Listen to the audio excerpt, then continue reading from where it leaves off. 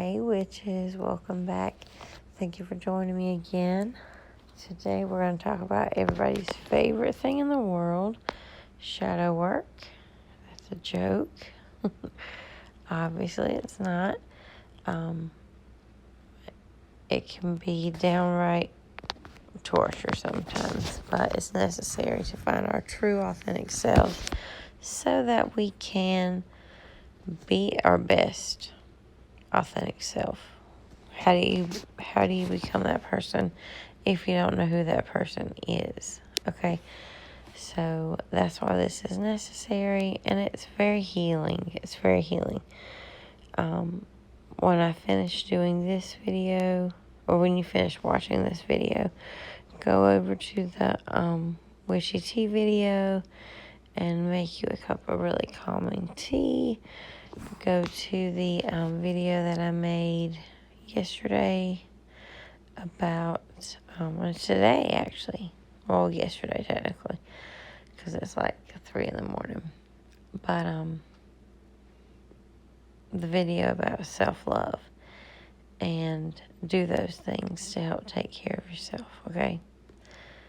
So, anyway, I want to say a side note. This stuff is great and magical, healing, using crystals for healing, doing shadow work to help us with mental health, self-care for mental health. But if you are having such a difficult time with this that suicide comes up and you start to feel suicidal, please get professional help. If you just need to scream into a pillow, go ahead. If you want to talk to somebody about it, I'll be happy to talk to you about it. You don't have to go into details.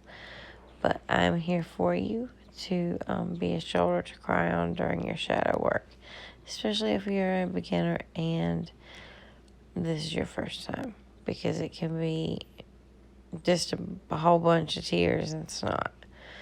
But that's all right. So I took a few notes so I wouldn't get stuck and I wouldn't leave anything out.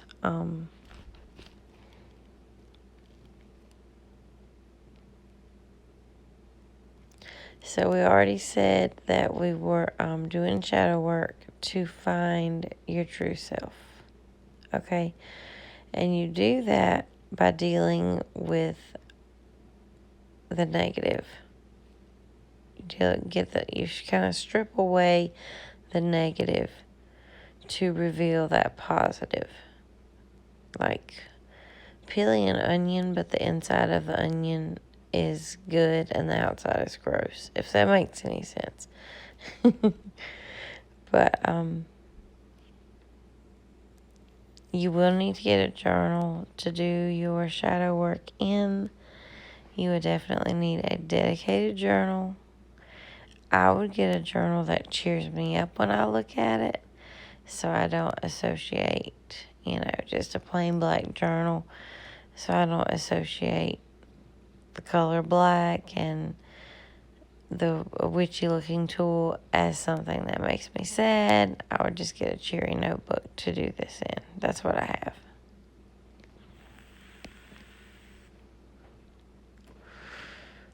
I have a little Dollar Tree notebook, and I love it, and it works just fine, and it was $1.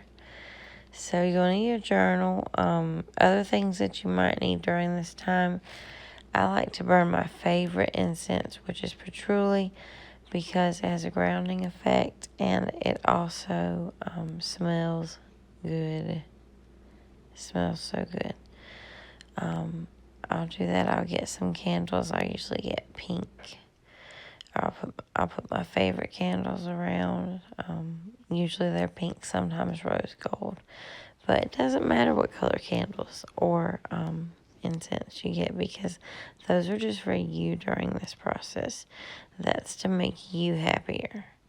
If you want to hold a crystal while you're doing it, if you want to hold some black tourmaline or black obsidian, or wear that on a necklace or a talisman, put it in your pocket, whatever you want to do to help, or to help absorb some of that negativity and help you deal with it as it rises to the surface. Okay, so remember that you are going to be peeling away all of those painful layers of yourself to get to the dark part of yourself. And you're going to need to embrace that when you get there. So, what does that look like? Well, say maybe you were raped as a college student. Say you're a female, males get raped too, but say you're a female and you were raped at a party at college.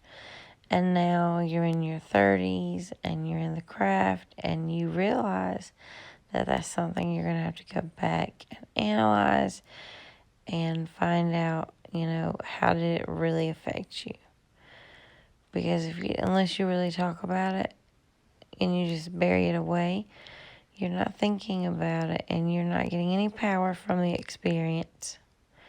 And experiences that we go through, I like to think that most of them are for a reason, so we can learn some kind of lesson to apply it in life to make us better. And then so on and so forth. All the time, using every experience as an opportunity to grow, good or bad. So, you're going to get to the dark part of yourself, and it's definitely going to be uncomfortable. That's to say the least. It's not going to be comfortable, but it's necessary. You must expose these negative qualities to change them to personal positive attributes. And you can. Say you're that rape victim. You could become an advocate for rape victims. You may stop someone from getting raped at a party by, keeping up with your friend all night if you got a crazy friend, or I do. But keeping track of your friends and just putting the word out there. You don't have to say that you were raped, but you can, start some kind of movement, even no matter how small, in your community about rape, and just shed some light on it. Even just do some general social media posts about how bad rapists are and all this. But simply put, what you're doing is you're overcoming those obstacles. Okay? It's you're overcoming those obstacles. Because if you don't deal with it, it's going to arise one day when you're least expecting it, and it's going to blow up in your face. So you want to go ahead and deal with them in a planned manner and in a magical manner. What better way to deal with something that bothers the crap out of you than, to deal with it magically? Because you're having fun, at least a little bit of fun. You get to light a candle, right? But,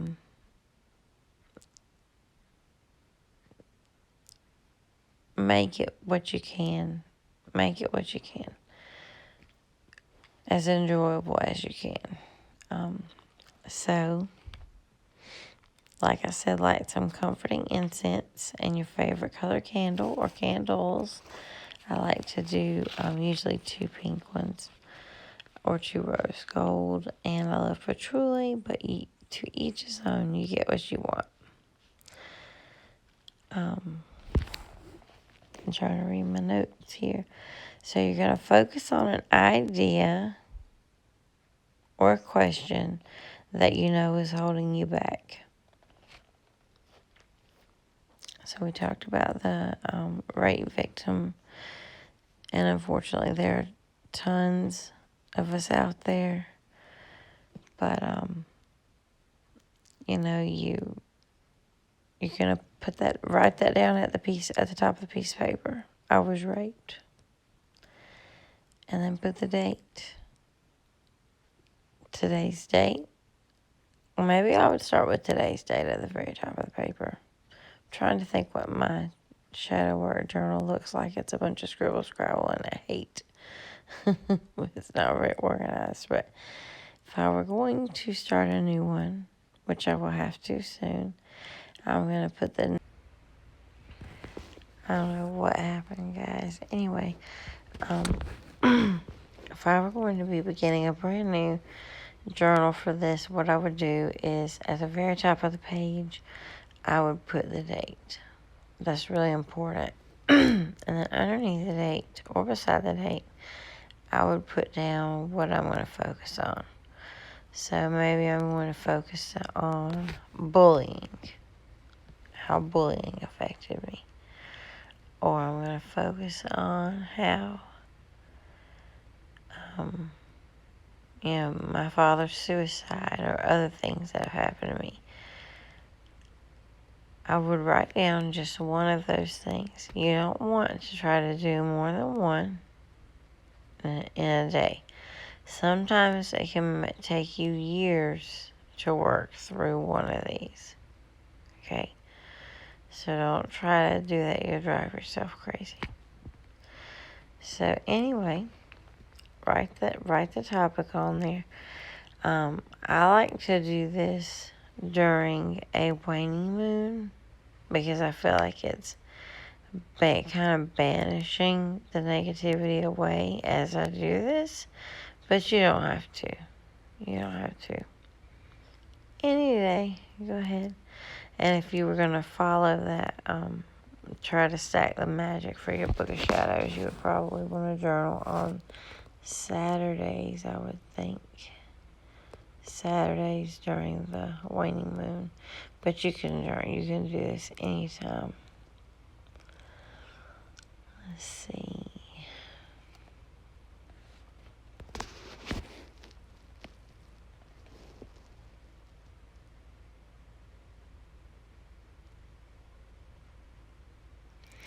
One other thing that, another reason why it's important for us to do this work and own up to, face either what we've done and own up to it, or either face the enemy, trying to destroy that negativity in our lives. That's what we're trying to do. Another reason for that is not just because it hinders you in every possible way imaginable, but because you can start projecting it onto people and you don't even realize it. That's sad. You don't want to do that. You don't want to be that person. So try to get rid of it. You're basically going on a walk with yourself when you do shadow work. And you may